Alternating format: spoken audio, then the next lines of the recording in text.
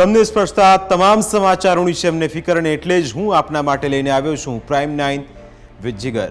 Prime 9માં આજે અમે તમારા દિલની વાત કરીશું. દિલની કાળજી કેવી રીતે લેવી જોઈએ એ તમને સમજાવીશું.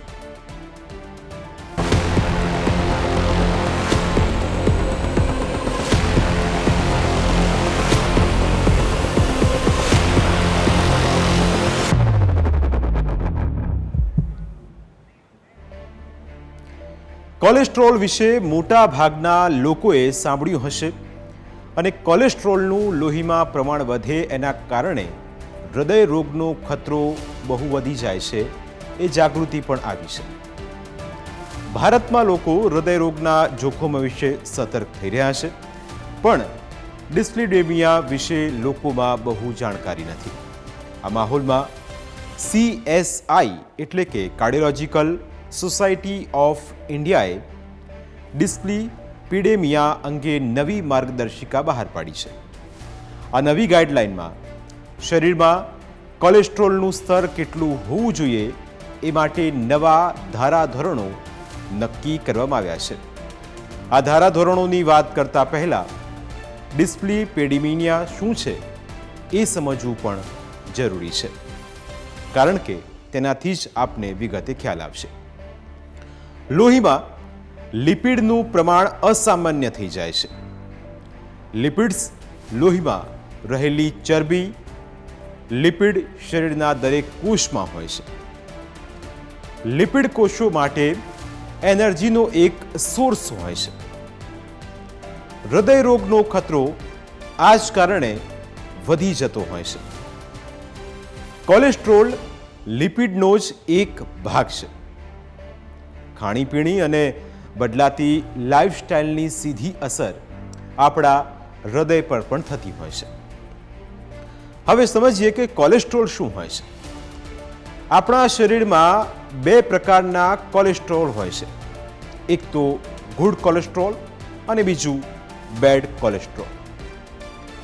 ગુડ કોલેસ્ટ્રોલ રક્તવાહિનીમાંથી કચરાને સાફ કરીને લીવર સુધી લઈ જાય છે, અને આ લીવર કચરાને શરીરમાંથી બહાર કાઢવામાં મદદ કરે છે. બેડ કોલેસ્ટ્રોલ આર્ટરીઝને બ્લોક કરે છે. હૃદયની બીમારીઓનું જોખમ તેનાથી જ સૌથી વધારે હોય છે. ખરાબ લાઈફસ્ટાઈલ અને ખાણીપીણીના કારણે બેડ કોલેસ્ટ્રોલ લેવલ વધી શકે. આ સંજોગોમાં જરૂરી છે કે પોતાની જીવનશૈલીમાં અમુક જરૂરી પરિવર્તન કરવામાં આવે કે જેનાથી બેડ કોલેસ્ટ્રોલના લેવલને નિયંત્રણ કરવામાં મદદ પડે.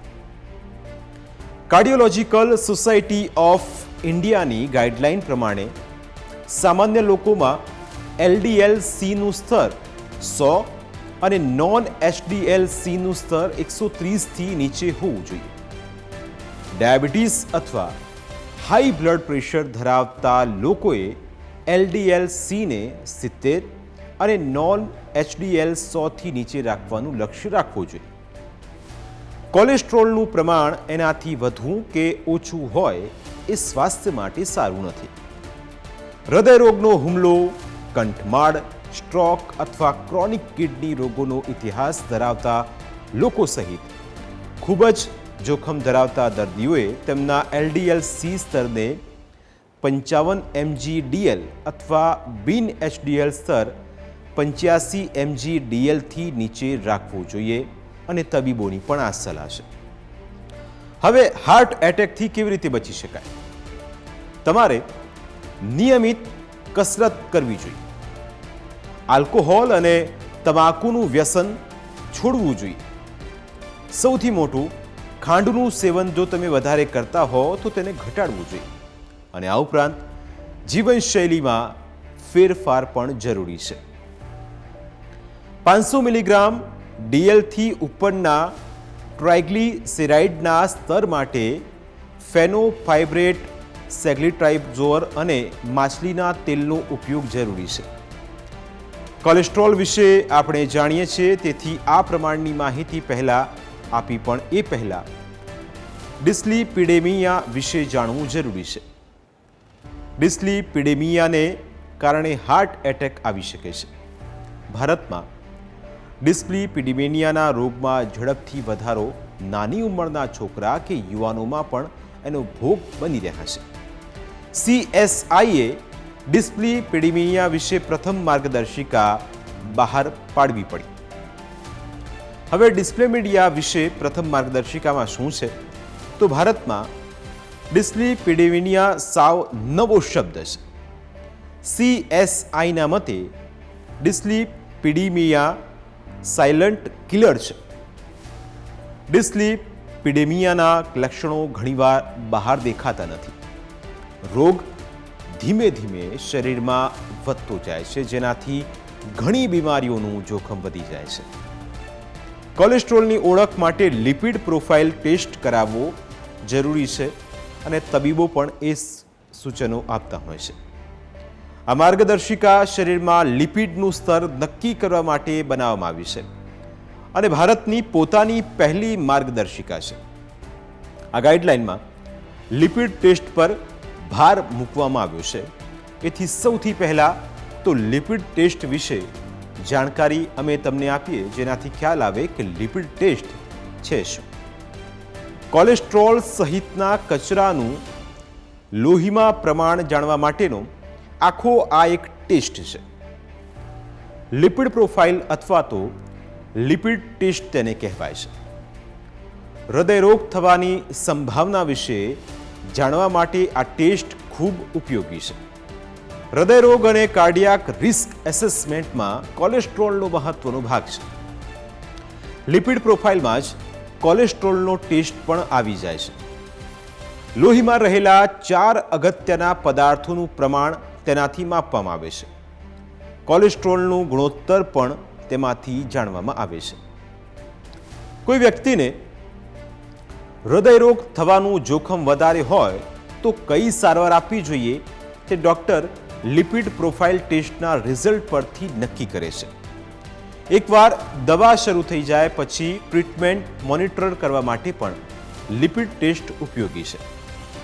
લિપિડ પ્રોફાઇલ અથવા તો લિપિડ ટેસ્ટ એટલે શું એ સમજવા માટે પહેલાં તો લિપિડ શું છે એ સમજવું પડશે. લોહીમાં રહેલા 4 અગત્યના પદાર્થોનું પ્રમાણ કેટલું હોવું જોઈએ એ માટે અમેરિકન હાર્ટ એસોસિએશનની નેશનલ કોલેસ્ટ્રોલ એજ્યુકેશન પ્રોગ્રામની એડલ્ટ ટ્રીટમેન્ટ પેનલની જૂની ગાઈડલાઇનની રિફર કરાય છે. અહીંયા લોહીમાં રહેલા 4 અગત્યના પદાર્થોનું પ્રમાણ કેટલું હોવું જોઈએ તેની સમજ આ ગાઈડલાઇન પ્રમાણે આપી છે. પણ લિપિડ પ્રોફાઇલ ટેસ્ટનું રિઝલ્ટ સમજવા માટે ડૉક્ટર્સને મળવું અને તેમની સલાહ પ્રમાણે જ વર્તવું હિતાવહ છે. ડૉક્ટરને તમારા શરીરના બીજા રિસ્ક ફેક્ટરનો પણ ખ્યાલ હોય છે. તેથી એ બધા રિસ્ક ફેક્ટર્સને ધ્યાનમાં લઈને ચોક્કસ નિદાન કરી શકે. તેના કારણે તમારા શરીરમાં રહેલું કોલેસ્ટ્રોલ તમારા માટે કઈ હદે જોખમી છે તેનો અંદાજ આવી શકે. હવે રિપોર્ટને પણ સમજો કે રિપોર્ટ છે શું. ટોટલ કોલેસ્ટ્રોલને સીરમ કોલેસ્ટ્રોલ કહેવાય છે.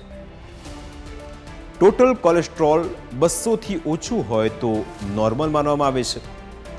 200થી 239 હોય તો તે બોર્ડર લાઇનની શ્રેણીમાં આવે છે અને જો તમારું કોલેસ્ટ્રોલ 240થી વધારે હોય તો તેને હાઈ કહેવાય છે. ટ્રાઇગ્લિસરાઇડનું પ્રમાણ 150થી ઓછું હોય તો નોર્મલ છે. 150થી 199 હોય તો તેને બોર્ડર લાઇન કહેવામાં આવશે. 200થી 499 હોય તો તમારા હૃદયને જોખમ સૌથી વધારે છે અને 500થી વધારે હોય તો તમારા માટે એ વેરી સાબિત થઈ શકે છે અને વેરી હાઈ પણ તેને કહેવાય છે. લોહીમાં LDL કોલેસ્ટ્રોલ 100થી ઓછું હોય તો તે નોર્મલ માનવામાં આવે છે. 100થી 129 હોય તો સામાન્યની નજીક તેને માનવામાં આવે છે. 130થી 139-159નું લેવલ હોય તો બોર્ડર લાઇન હાઈ કહેવાય અને 160થી 189 હોય તો હાઈ કહેવાશે અને 190થી વધારે હોય તો વેરી હાઈ. એટલે આ તમામ પાસાઓને જાણવા એટલા માટે જરૂરી છે કારણ કે હૃદય રોગનું જોખમ અત્યારની બદલાયેલી જીવનશૈલીના કારણે સૌથી વધારે જોવા મળી રહ્યું છે. પણ તેમાં જો તકેદારી રાખવામાં આવે, તેનું પૂરતું ધ્યાન રાખવામાં આવે, ખોરાકની પેટર્ન બદલવામાં આવે તો ચોક્કસ તેનાથી રાહત મળે છે. અને એટલા જ માટે આ નવી માર્ગદર્શિકા પણ જે જાહેર કરવામાં આવી છે તેનો ઉદ્દેશ પણ એ જ છે. આગળ વાત કરીશું કે જો જોખમ વધારે હોય તો કઈ રીતે હૃદય રોગના હુમલાથી બચી શકાય.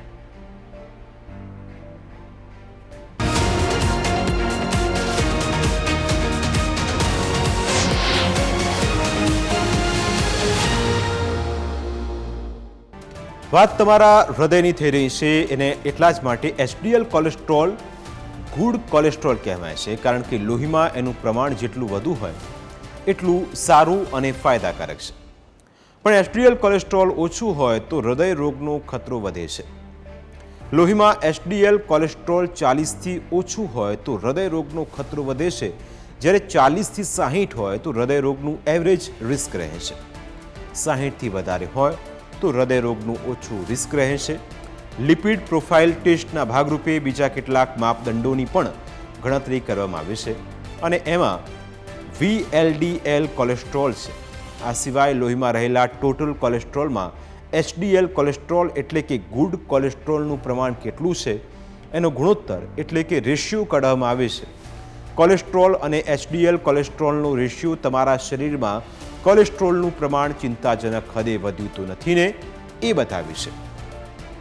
આ સિવાય લોહીમાં રહેલા એલડીએલ કોલેસ્ટ્રોલ એટલે કે બેડ કોલેસ્ટ્રોલ અને એચડીએલ કોલેસ્ટ્રોલ એટલે કે ગુડ કોલેસ્ટ્રોલનું પ્રમાણ કેટલું છે તેનો ગુણોત્તર એટલે રેશિયો કાઢવામાં આવે છે. હવે સમજો કે લિપિડ ટેસ્ટમાં શું ધ્યાન રાખવામાં આવતું હોય છે. સામાન્ય રીતે લિપિડ ટેસ્ટ માટે 8થી 10 કલાકનો ઉપવાસ જે લેબોરેટરી કરવા આવે તે કરાવતા હોય છે. ડૉક્ટર ટેસ્ટ કરાવનારને ભૂખ્યા પેટે પણ રાખે છે. ચા, કોફી, નાસ્તો કે અન્ય કોઈ ખાવાની ચીજ ન લઈ શકાય. ક્યારેક રેન્ડમ કે તો નોન ફાસ્ટિંગ સેમ્પલ પણ લેવામાં આવતા હોય છે. હવે લિપિડ પ્રોફાઇલ ટેસ્ટ કરાવવા પહેલાં ડૉક્ટરને ફાસ્ટિંગ સેમ્પલ આપવાનું કે નોન ફાસ્ટિંગ સેમ્પલ એ પૂછી લેવાનું હોય છે. લિપિડ પ્રોફાઇલ ટેસ્ટનું રિઝલ્ટ સમજવા માટે પણ ડૉક્ટર્સનો સંપર્ક કરવો જોઈએ, કારણ કે તેનું પ્રમાણ તમારા માટે નુકસાનકારક છે કે નહીં તે ડૉક્ટર્સ બીજા રિસ્ક ફેક્ટર સાથે તેની ગણતરી કરીને નિદાન કરી શકે. છાતીમાં દુખાવો કે હૃદયની તકલીફમાં જ લોકો ડૉક્ટર્સ પાસે જાય. આખરે લિપિડ ટેસ્ટ કરાવાય તો હાલની મોડર્ન લાઇફસ્ટાઇલના કારણે કોઈ તકલીફ ન હોય તો પણ સાવચેતી જરૂરી છે. લિપિડ ટેસ્ટ છે કેમ જરૂરી એ પણ સમજો.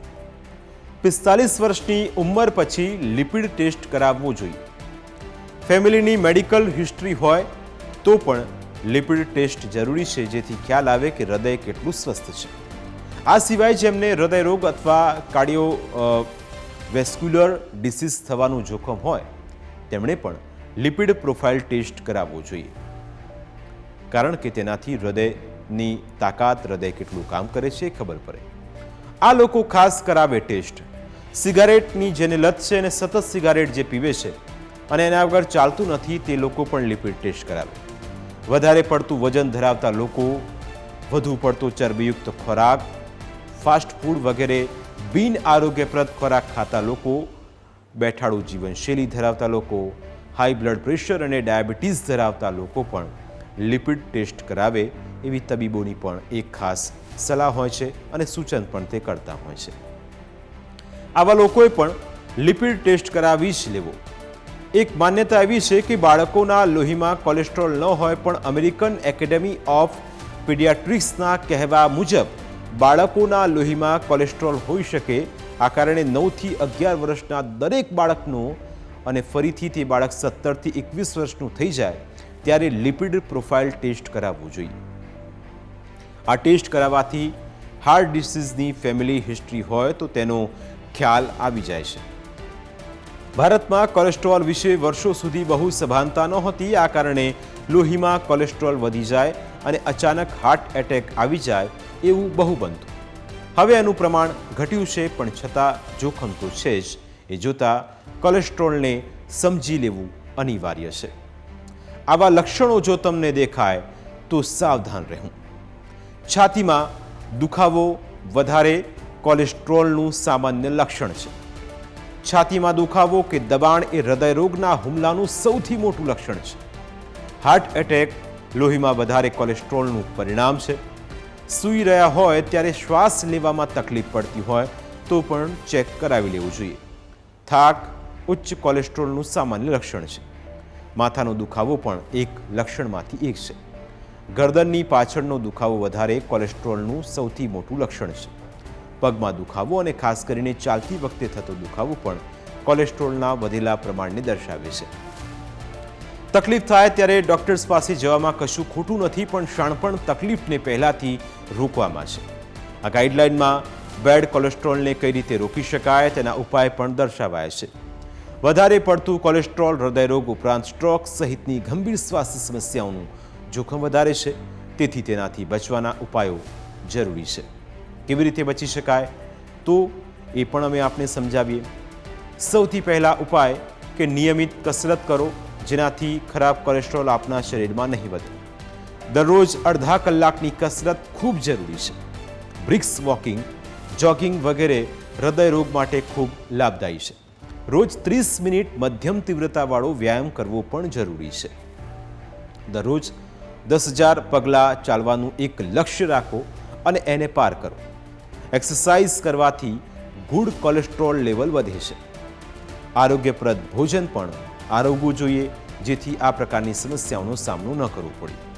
આપણે જે પણ ખાઈએ તેના કારણે શરીરમાં ચરબી સહિતના પદાર્થો બને છે, જે આપણને પોષણ આપે છે. પણ આપણા શરીરમાં વધારે ચરબી જમા થાય તો ખતરનાક બની શકે છે. તેથી હેલ્ધી ડાયટ ફોલો કરીને કોલેસ્ટ્રોલ લેવલને નિયંત્રણ કરી શકાય છે. હાઈ પ્રોટીન, ઓમેગા-3 ફેટી એસિડ અને ફાઇબરથી ભરપૂર ફ્રૂટ્સ હશે તો કોલેસ્ટ્રોલ ઘટશે અને હૃદય મજબૂત થશે. જમવામાં શું ધ્યાન રાખવું તો શરીરમાં સેચ્યુરેટેડ ફેટ અને ટ્રાન્સ ફેટનું પ્રમાણ ઓછું કરવું. વધારે પડતા સેવનથી આર્ટરીઝ બ્લોક થઈ શકે છે. પ્રોસેસ્ડ ફૂડ્સ અને જંક ફૂડ ખાવાનું ટાળવું જોઈએ. સંતૃપ્ત ચરબી અને ટ્રાન્સ ચરબીનું સેવન ઘટાડવું જોઈએ. ખોરાકમાં ફળો, શાકભાજી અને આખા અનાજનું સેવન વધારવું જોઈએ. ઓછી ચરબીવાળા ડેરી ઉત્પાદનનો પસંદ કરવા જોઈએ, જેથી ફેટ ન વધે. આ ઉપરાંત વજન વધુ હોવાના કારણે તમારું કોલેસ્ટ્રોલ લેવલ વધી શકે છે. વજન વધુ હોવાનું કારણ શરીરમાં ચરબીનું વધારે પ્રમાણ છે અને તેના કારણે કોલેસ્ટ્રોલ વધે છે. વધારે પડતું કોલેસ્ટ્રોલ ગંભીર સમસ્યા છે, પણ તેને ડાયટ, વ્યાયામ અને દવાઓ દ્વારા અસરકારક રીતે કંટ્રોલમાં કરી શકાય છે. લાંબુ અને તંદુરસ્ત જીવન જીવવું હોય તો તમે આટલું તો પોતાના માટે કરી શકો. પ્રાઇમ 9માં સમય થયો છે બ્રેકનો. બ્રેક બાદ વાત કરીશું વિકસતા ભારતની.